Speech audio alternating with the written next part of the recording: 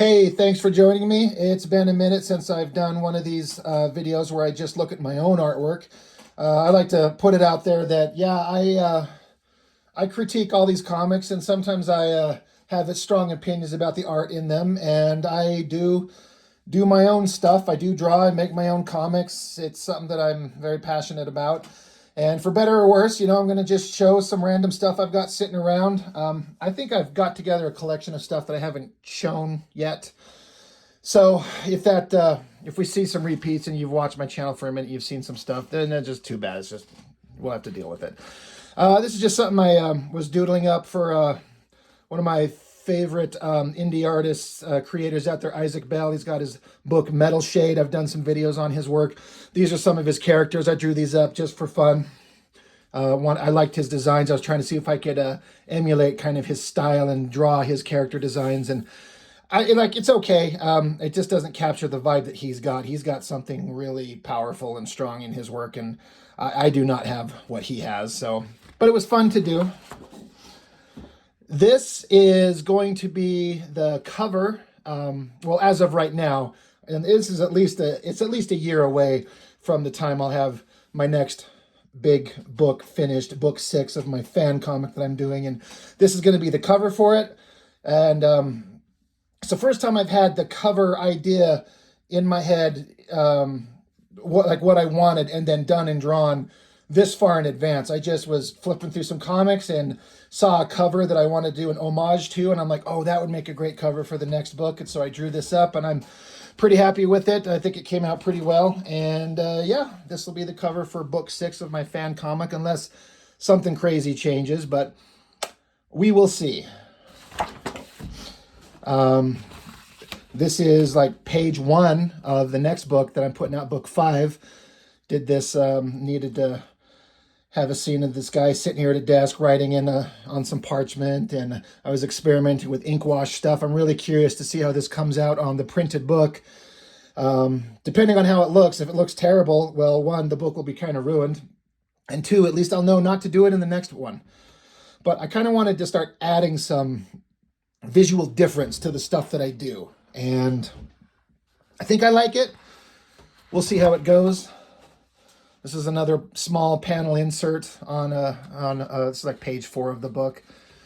And let me see if I can't choose a better angle with the camera here. This was kind of fun to draw. And it's just kind of practicing with the ink washes down here, just seeing how things kind of come out.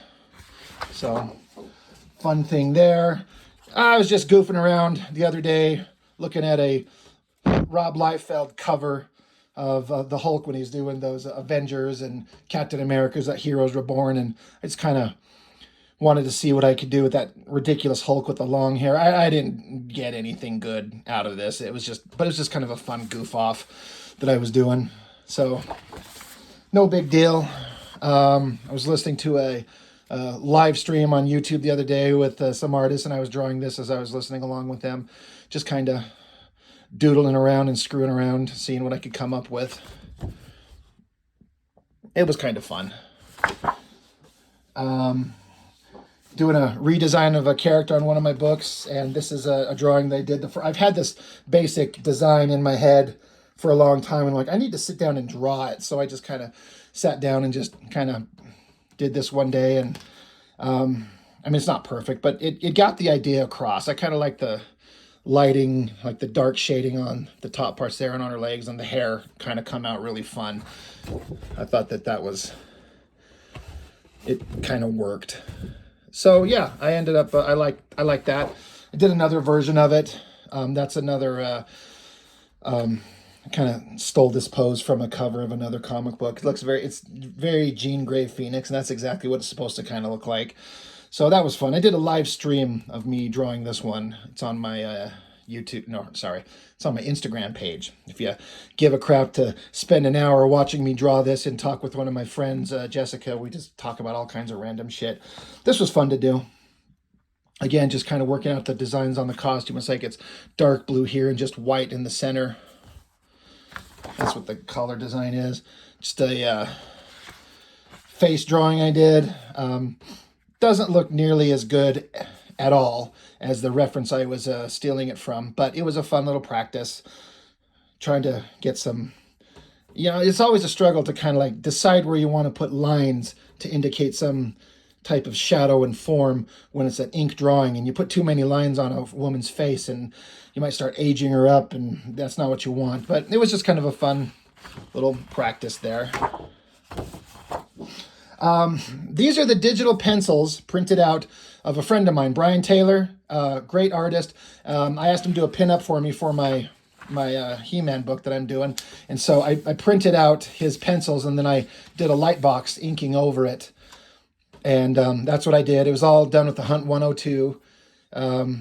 I was gonna go back and forth between doing it with the Hunt 102, this guy right here, or a brush, and I ended up just doing the whole thing with this nib, just trying to see if I could get the lines to do what I wanted it to do. And I mostly got it, but his smooth, kind of clean line work requires a sharper, crisper hand that, in retrospect, I think if I were to do it with a brush, it would look better.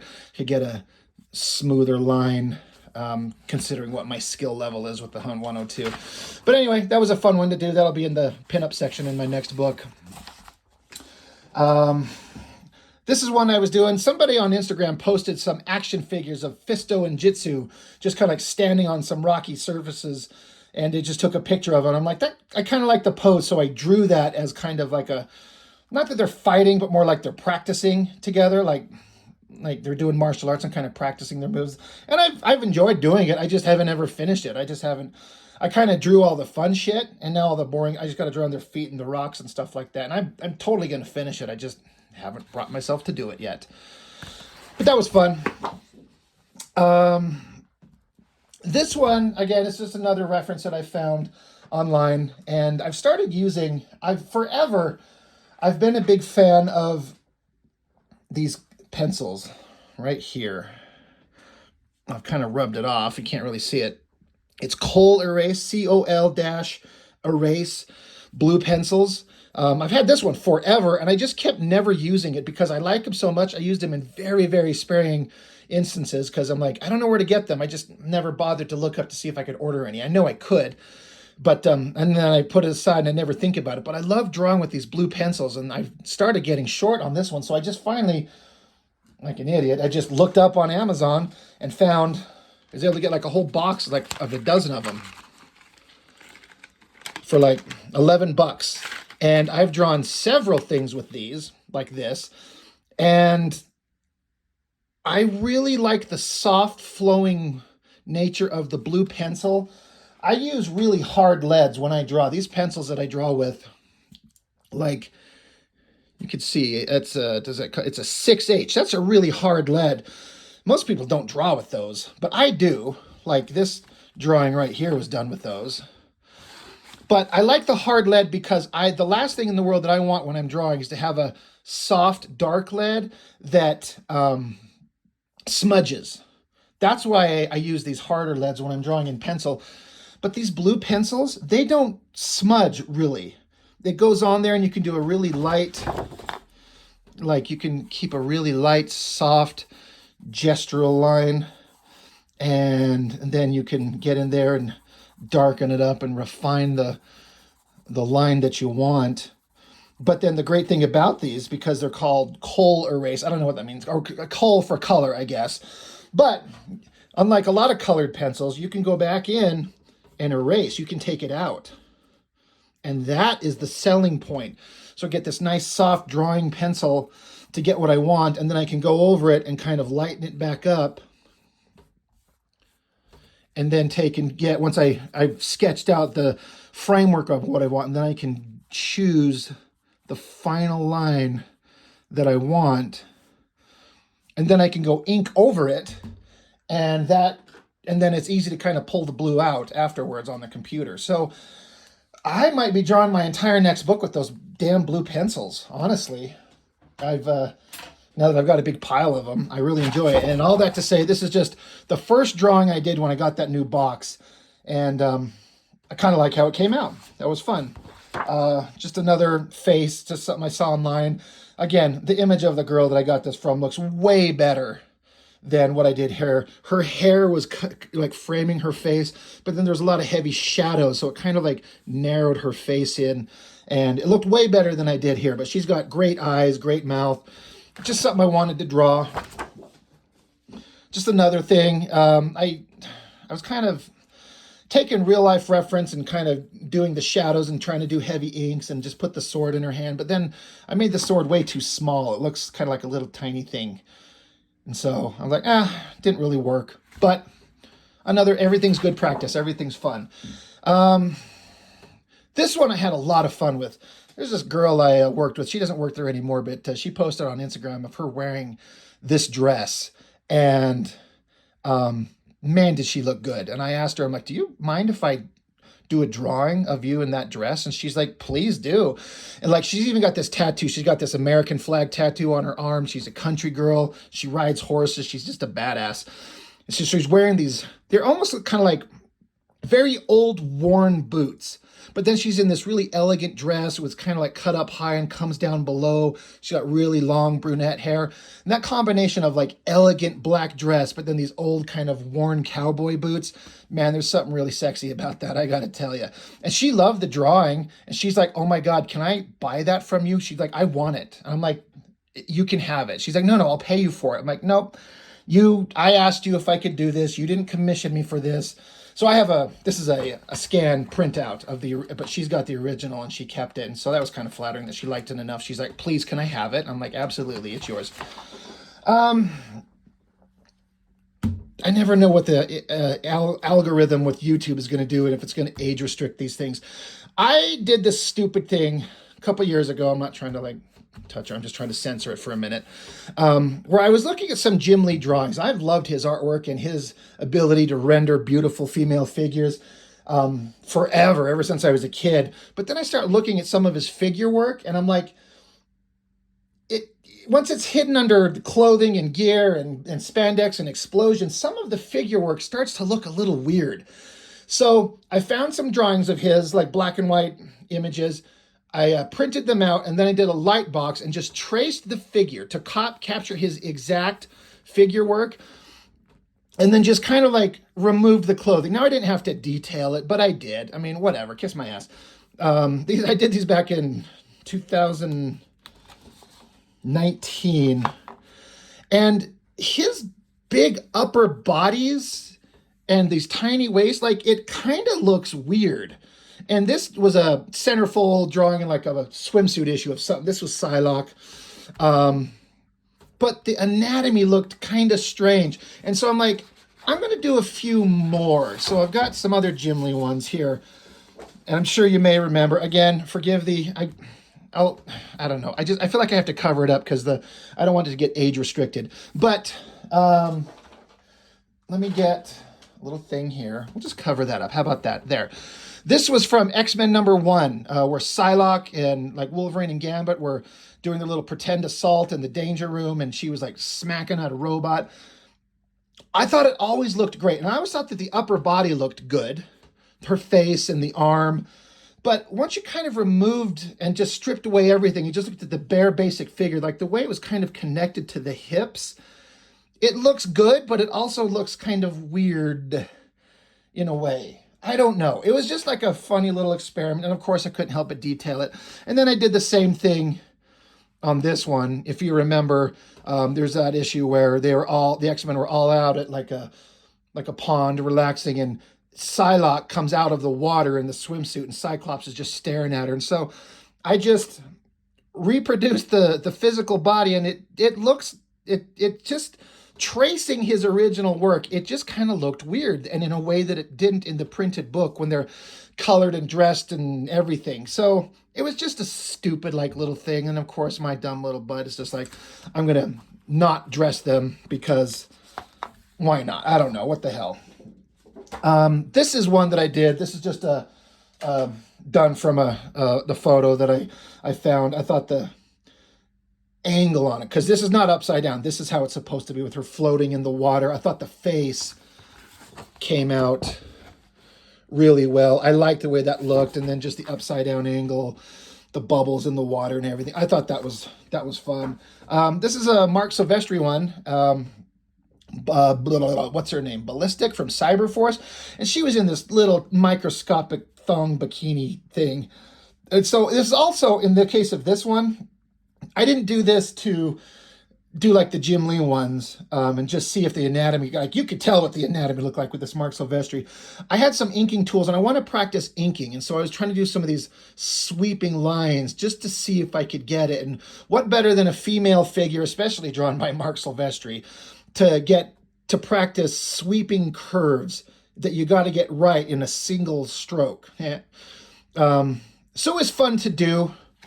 I kind of like the hand. I like the back anatomy, of course, being a Mark Silvestri drawing. She's like had some work done on her chest. What was I? I thought the booty came out looking good. That's just it's just I want to ink over these professional artists, and I'm gonna pick something fun to do. This is just a printout of what will be the cover of book 4. I haven't put the title on this, but this guy I work with in the Philippines does some coloring for me, and he's really good. I wanted to print it out and have just a physical copy on hand, just so I could see what it kind of looks like, and I feel like he did a good job. You got She-Ra, Fisto, Trapjaw, Strongarm, and Jitsu. These are the main characters in my He-Man book. These are the ones we're focused on mainly. So that's the front cover, and this is the back cover. An obvious like Queen homage there. And I had the same guy, this guy I work with, he colored it up. And what's funny is whenever I have this guy color these things, and then I kind of look at it in greater detail, and I see everything I did wrong in the line work. I'm like, oh man, I screwed this up. Like if anything looks good on this, my colorist made it look good. I kind of screwed up a bunch of things, which may not show to anyone else looking at it, may not stand out, but it does to me. But I think his coloring really nailed it. So this will be the front cover and the back cover to my next book that's coming out. And the last thing, I think this is an old sequential story that I did a long time ago. And I was really trying to do it really well. It's kind of a fucked up story. It's something that someone I know years ago told me, and I kind of took that story and exaggerated it a bit to put it in this weird sci-fi setting that I was trying to do. I don't know. But the idea is you've got this woman, she's by herself, and this creature comes into her house. He's giving her really weird looks, staring at her, backing her into a corner. And again, this is based on a story that I was told by somebody. It basically happened like this. And so I was really going for the drawing. I was trying to do the best I could. I think this is at least 10 years old for me. I was really trying. I think there's some successes and some failures, but this monstrous creature, I kind of was having fun. I was kind of inspired by Joe Mattier and his drawing. Not that it looks like him, but when I have that kind of inspiration, I'm trying to push to make things look better. But anyway, this horrible creature kind of backs her into a corner, pounces on her, attacks her, growling, screaming, angry, tackles her to the ground. She's screaming in pain. You can imagine, it's not supposed to be fun. It's supposed to be horrible. It's supposed to be just frightening. I don't particularly care for that top panel or that one. I kind of like this monstrous face and the cross-hatching lines and the hair flowing, this angry, gross, drooly face, this hand pushing her down, the look on her face there. I referenced this online. I found this somewhere online, and then just doing this brushwork with the ink on her hair and the screaming face. I thought that kind of came out well as far as a drawing. Again, I was trying to do as good as I could do, and then just leaves her kind of on the ground alone. And it's set hours later. Her husband comes back, and the dialogue is saying, like, she told him what happened, how she was assaulted, and he doesn't believe her. He just flat out doesn't believe her. So she leaves him. And then she kind of spirals. She's drinking, she's smoking, she's kind of living a difficult life, getting into crime, dealing drugs, that type of stuff. I kind of like this face. Like this previous one, as far as my artwork, I referenced that. And no, I should say, in case anyone's asking, I did not reference it from any kind of like porno thing. This was like a model, and then she was like screaming. It was not porn. But I know everyone looks at Greg Land, that artist, and like, he references everything. His screamy face is from pornography. No, that is not where that is from. But this face I pulled out of my own head, and I kind of like it. I kind of like the way it came out. Anyway, I kind of don't mind this picture of her this drawing of her sitting there. Again, it's a sci-fi setting. That's why there's these weird alien creatures. And then just this picture of her face as she's just kind of, her life has spiraled over a couple years after this situation. And then the story comes along, and one day this guy that she kind of knows, that she's kind of done some criminal activities with, shows up at her door bleeding, and he's like, I'm wounded, I'm hurt. She's like, well, you got to go to the hospital. He's like, I can't go to the hospital. The local law enforcement will come and get me. I need help. So she patches him up, bandages him up, and he's like, you've saved me, you've helped me out, like, thank you. Like, if you ever need anything, you let me know. Anything you need, I'll take care of it. And she's kind of lost in thought. What could that be? Cut to sometime later. There's her, and then the guy that she just helped, and a couple of his buddies, and they've got that creature from the first page, the monster that attacked her. They got him bound up. Now, this is where the story kind of starts going into exaggeration, and I just kind of made it my own. But, and I tried to come up with these weird designs, some kind of weird robot creature, and some just guy in some weird sci-fi outfit, coming up with my own guns and stuff. Anyway, they've got it, and they've got the guy who attacked her, and this guy's offering. He's like, do you want to do it? And she silently says, no, I don't want to do it. I just want the last thing he sees before he dies is to be my face. So they're like, okay. So they rip the mask off him. He's trying to do some weird robotic stuff, kind of come up with this ridiculous design. I kind of like it. It's okay. Anyway, he starts begging for his life. He starts pleading. He says, I'm sorry, I didn't mean to. And she's like, whatever, be done with it. So they shoot him. He drops to the ground. They just unload their guns onto him. And just boom, he's dead. And then I was going to blacken in these backgrounds here and have these like the bright lights from like their surrounding unseen vehicles. But he's lying there gurgling, and then the one dude comes up and just puts a bullet in his brain, blows his brains out. Pretty violent, kind of fucked up. And then I've actually redrawn this last page, and I don't know where the redraw is because I do not like this profile of her face. I think it kind of sucks. Mainly this heavy, I ruined it. But anyway, it just ends with the creature guy dead, bleeding out. She's staring over him, and she's like, where has my life come to? What has my life come to? How did I come to this point in my existence that I wanted to do this, but I had to do this? I don't know. I was kind of inspired by stories you read in like a heavy metal magazine where all those kind of fucked up stories go on. And I kind of took a story that and kind of adapted from something I was told by somebody I know and just kind of made it my own. Kind of fucked up. Not a very happy story, but I just wanted to tell it, and I was kind of having fun with the artwork, trying to push myself at the time. And again, this is probably 10 years old. So it was fun. It was something that I did. Anyway, that's just a pile of artwork that I've got, just some stuff that I've done, and I just thought I'd show it. I haven't done one of these in a while, so I just thought I'd bust it out and show some of my own work. So I guess that's all I've got for now. So thank you, as always, for watching. I appreciate it, and I'm welcome to hear any feedback. I mean, I can't, hide behind, the camera and review everyone else's artwork and throw my opinions out there on it and not put my own stuff up there, even if it's old stuff, new stuff. No excuses, It is what it is. So anyway, that's all I've got for now. So thank you for watching, and I appreciate it very much, as always, and I will see you next time.